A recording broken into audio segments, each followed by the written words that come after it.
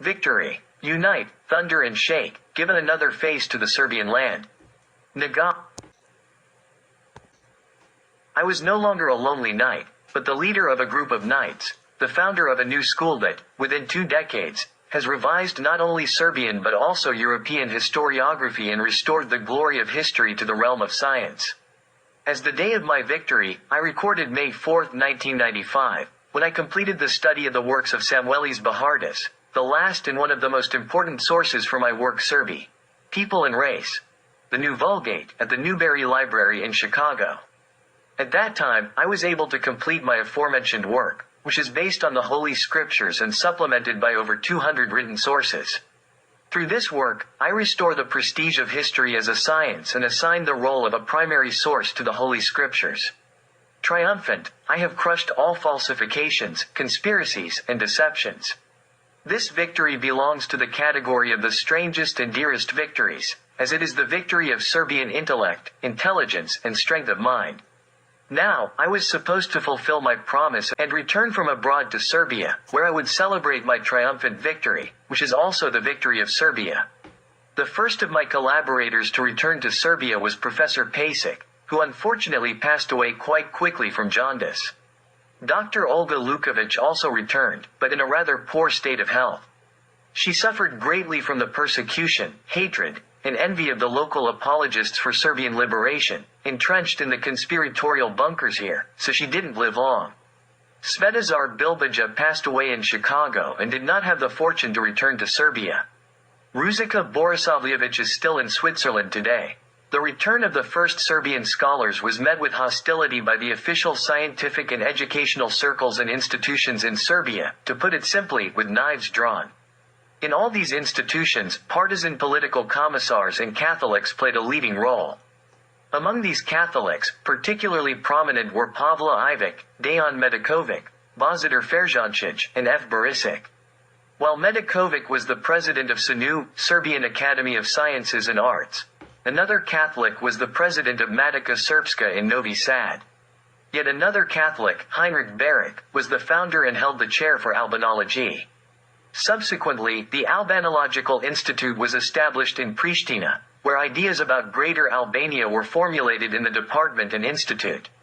These ideas were supported by a group from SANU, headed by Garasanin, Ivic, and others. These individuals used their positions in Serbian institutions to wage a special war against the Serbian nation. That is why Belgrade has become an anti-Serbian city, and the resurrected spirit of Maria Teresa has come to life in Novi Sad. The situation has not changed to this day, and one Catholic, a Byzantinologist by profession, a student of Boza, whose name is not worth mentioning, is currently launching a relentless attack on me and the Serbian Historical School, with strong support from certain media outlets. Ignorant, conceited, and crude, everything he accuses me of turns out to be rooted in ignorance and malice. Nothing new, just déjà vu. There are still no departments for Serbian studies at any faculties in Serbia. Serbian education is directed from abroad. However, representatives of the Serbian Historical School, led by Professor Dr. Relja Novakovic, are also emerging in Serbia. Now there are several hundred of them.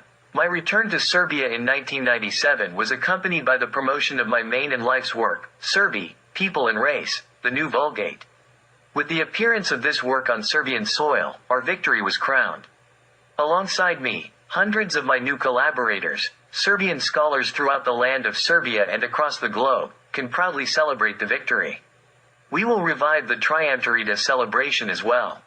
This victory was achieved through superhuman effort and unwavering faith in a better future for my Serbian people, for whom we fought and will continue to fight until another final victory is achieved. Firstly, we have restored to the Serbian people a hidden and alienated national history spanning 3,000 years. A unique case in the history of humanity. With history comes a great cultural wealth, the influence of which will only be felt in due time. Second, we have returned to the Serbian people the historical right to the lands in which they live. Reconnecting with historical roots also entails reclaiming historical rights. Third, we have proven that Serbs are not some dark barbaric nation, as they have been portrayed, but an ancient cultural people who have laid the foundations of European culture and civilization. Fourth, we have proven that Serbia is the mother of all Slavic nations and that they are all ungrateful children of Serbia. If they were not children of Serbia, they would all be mere barbarians, steppe nomads, and remnants of dark nations, as presented in the West. We have proven that the Serbian language is the primordial mother and the common denominator of all European languages. Traces of the influence of the Serbian language and Serbian culture can be found scattered from Britain to China.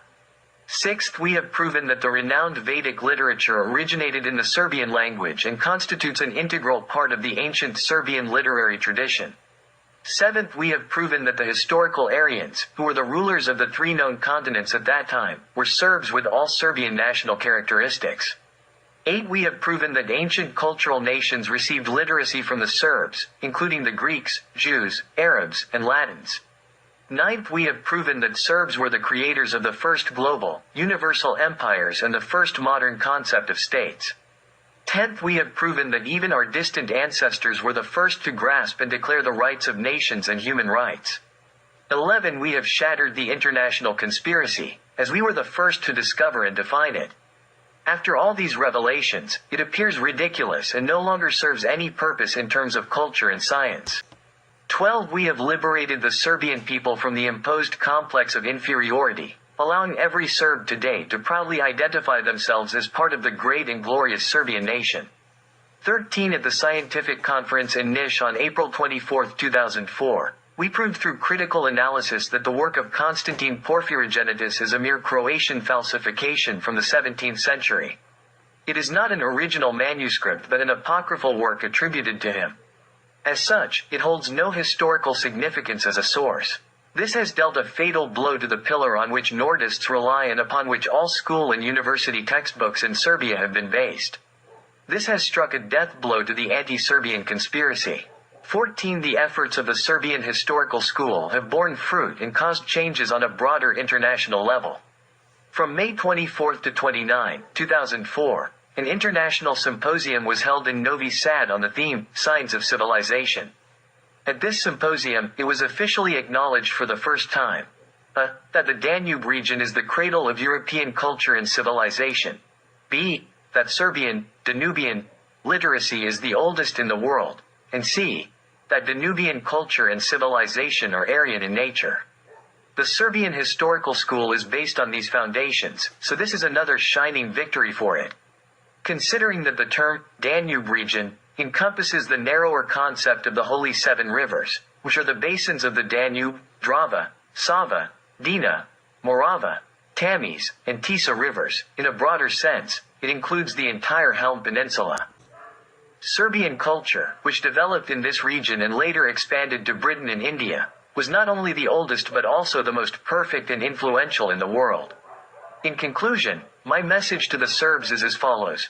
Be happy and proud that you are Serbs.